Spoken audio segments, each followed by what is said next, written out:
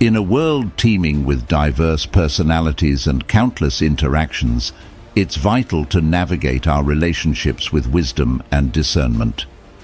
Today we're exploring a particularly intriguing aspect of Stoic philosophy that teaches us not just whom to help, but perhaps more importantly, whom we should think twice about helping.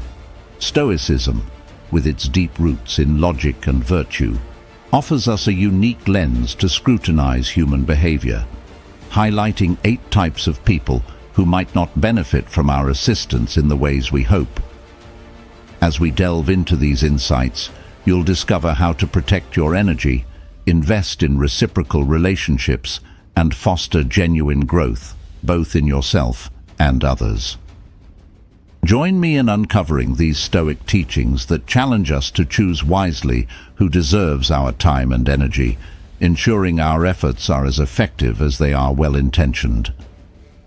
If you appreciate the insights we're diving into today, a simple free favor I'll ask from you is to hit that subscribe button. And make sure you don't skip any part of the video, especially because the last group we discuss is the most crucial one. You definitely don't want to miss it. Let's go. Number 1. The ingrates. We've all encountered someone who, regardless of the amount of effort and care we put into helping them, seems perpetually dissatisfied. It's akin to filling a colander with water and watching it all leak out, leaving nothing behind. In such interactions, it often feels like our kindness evaporates before it can even be acknowledged. In Stoic philosophy, there's a valuable lesson about focusing on internal rather than external validation. Stoicism encourages us to perform acts of kindness because they are aligned with our values and virtues, not because we expect to be showered with gratitude or recognition in return. Marcus Aurelius wrote extensively about performing right actions for their own sake and not for the applause that might come afterward. This mindset helps us remain centered and true to our moral compass, regardless of the response, or lack thereof, that we might encounter. However, to do good. This balance allows us to remain generous and empathetic without draining the very qualities that motivate our benevolence. Number 2. The lazy. You've undoubtedly come across this type before. Individuals who seem to have an allergy to effort and a talent for dodging responsibilities. They're the ones who always find a reason not to engage, not to improve, and not to contribute. In the realm of Stoicism, we place high value on virtues like discipline and diligence. Stoicism isn't just about enduring hardships. It's about seeing the intrinsic value in work and effort. The Stoic philosopher Seneca wrote extensively about the role of hard work in shaping our character and fortifying our souls. According to him, it's not the outcomes of hard work that matter most, but the personal growth and resilience we develop along the way. Through discipline, we refine our character and become better equipped to handle whatever life throws our way. However, when we encounter someone who habitually avoids effort, our instinct might be to help by picking up their slack. While this might seem like a kindness, it's often a disservice. By continually covering for someone's laziness, we're not really helping them at all. Instead, we are enabling a detrimental habit that stunts their personal growth. If we continually shield others from the consequences of their inaction, they never experience the necessary discomfort that can spark personal development. From a Stoic perspective, enabling such behavior contradicts the very essence of personal and ethical development. Stoicism teaches that each individual must face their responsibilities and the natural consequences of their actions. This is how we learn, grow, and achieve genuine progress. Enabling someone's laziness not only hampers their growth, but can also breed resentment and imbalance in relationships. When dealing with the lazy, it's important to practice the Stoic principle of wisdom, knowing when our help is truly beneficial and when it is merely an enablement of poor habits. We should encourage self-reliance and accountability, not because we care less, but because we care correctly. By setting clear expectations and allowing natural consequences to teach where our words cannot, we help others discover the value of effort and the personal satisfaction that comes from overcoming laziness. Number 3. The irresponsible. This group is characterized by a seemingly chronic inability to accept responsibility for their actions and the outcomes they cause. We all know someone like this. They drop the ball, miss deadlines, or create chaos, but somehow it's never their fault. The excuses are endless, and accountability is nowhere to be found. In Stoic philosophy, the concept of personal responsibility is paramount. Stoics believe that while we can't control external events, we can control our responses and actions. Epictetus emphasized that our main task in life is to align our actions with our rational understanding of good and virtue. This alignment requires owning our actions and their impacts, as taking responsibility is foundational to our integrity and character development. However, what happens when we constantly bail out someone who refuses to take responsibility for their actions? When we cover for them, make excuses, or fix their mistakes without holding them accountable, we may believe we're helping. In reality, we might be doing more harm than good. Such actions can prevent them from learning the essential life skills of accountability and self-management. More so, it can breed a dependency that is unhealthy for both parties, creating a dynamic where irresponsibility is tolerated or even enabled. From a Stoic viewpoint, helping someone should not compromise our own principles, including the principle of justice, which in this context refers to giving each their due, including the consequences of their actions. Helping an irresponsible person at the expense of this principle can lead to negative outcomes, reinforcing their behavior and preventing their personal growth.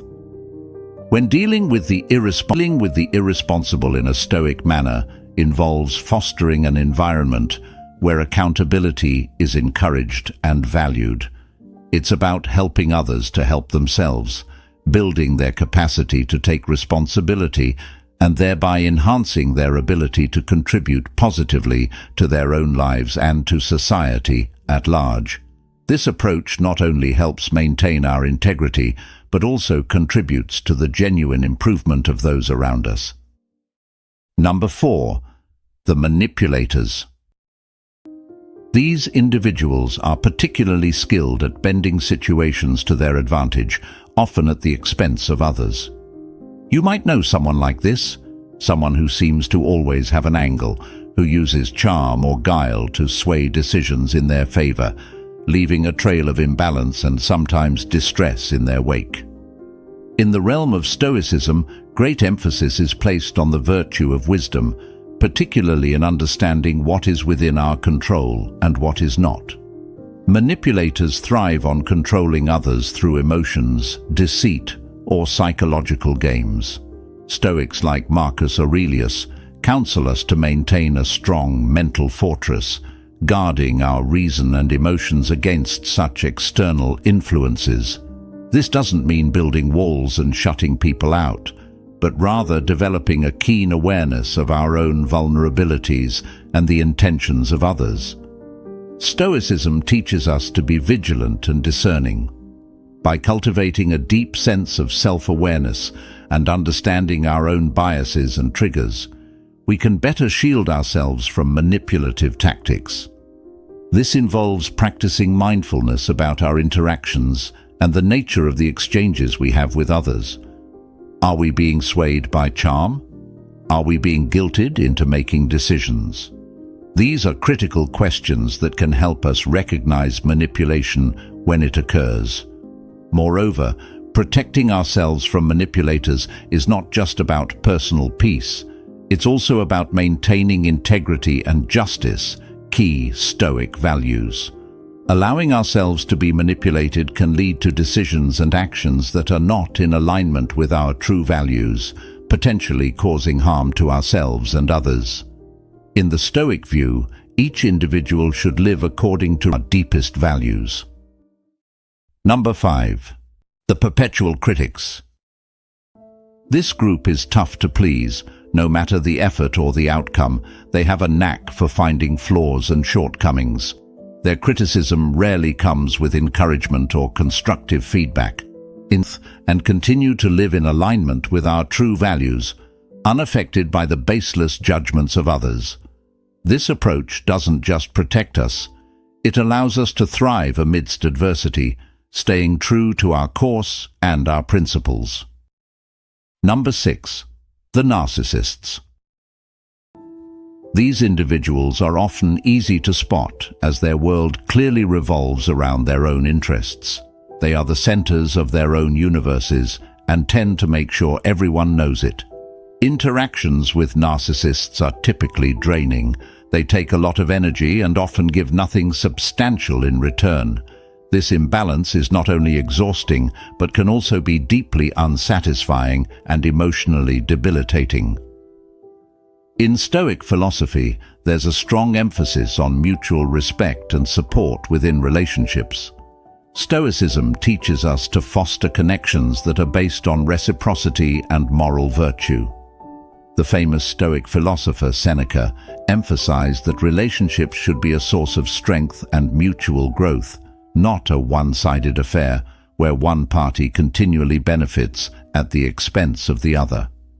When dealing with narcissists, the Stoic approach would advise us to examine the nature of our contributions versus what we receive in return.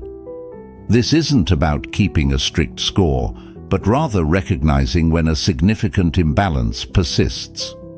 If you find yourself always giving, whether it's time, energy, or emotional support, and receiving little to nothing in return, it might be time to reconsider the dynamics of the relationship.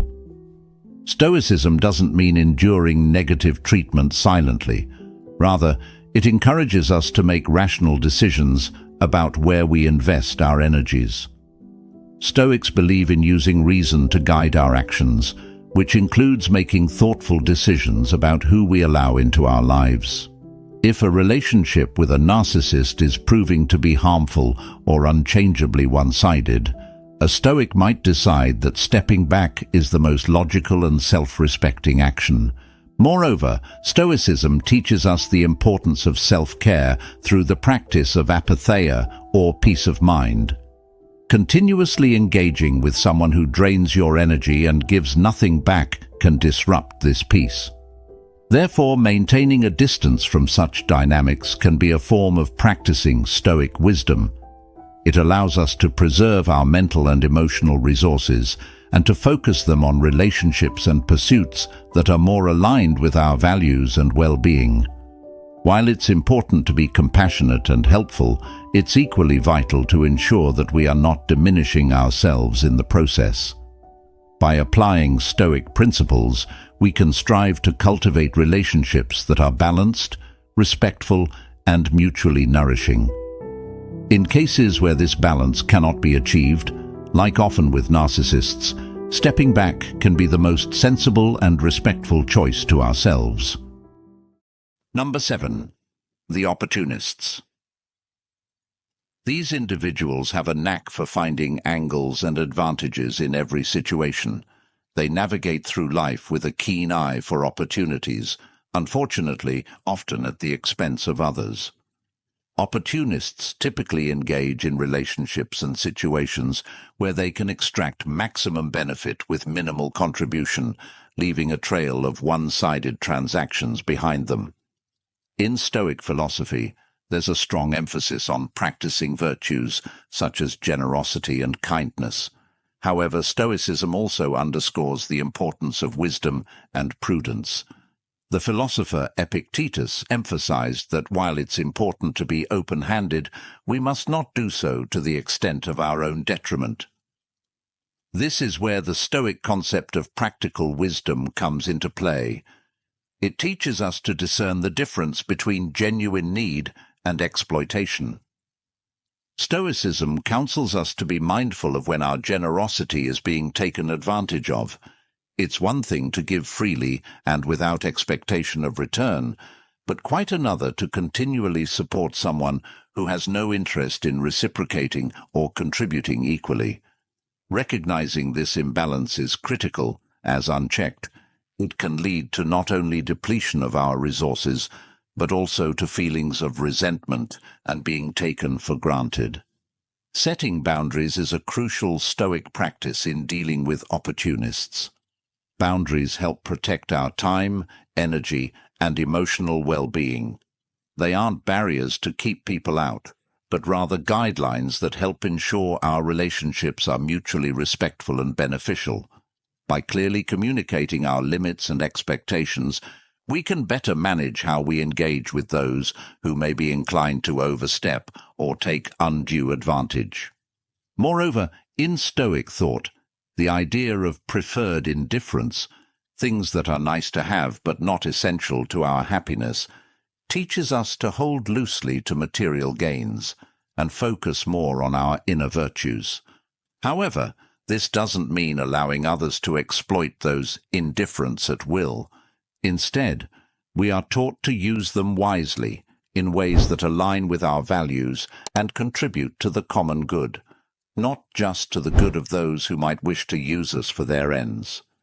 In dealing with opportunists, Stoicism doesn't advocate for a cessation of generosity, but recommends a balanced approach, where generosity is tempered with wisdom. This balance allows us to help others genuinely and sustainably, without compromising our well-being or principles. In essence, it encourages us not only to be good, but also to be wise in our goodness. Number 8. The envious. These individuals can be particularly challenging to interact with because they often begrudge others' successes and achievements. Their envy can manifest as subtle jabs or outright hostility, making any accomplishments feel overshadowed by their negative reactions. Stoicism provides a valuable lens through which to view and deal with envy. According to Stoic philosophy, emotions like envy stem from false beliefs about the importance of external things such as wealth, status, or recognition. Stoics teach that true value lies in our own virtue and character, not in external accolades or possessions. Marcus Aurelius often wrote about focusing on one's own actions and maintaining inner virtue regardless of external circumstances. This perspective helps us understand that the envy of others is a reflection of their internal struggles and insecurities, not a true measure of our worth or achievements.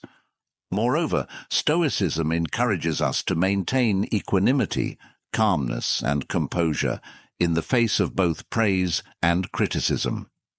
This balanced approach allows us to appreciate our successes without becoming overly attached to them, and to face envy without being disturbed by it.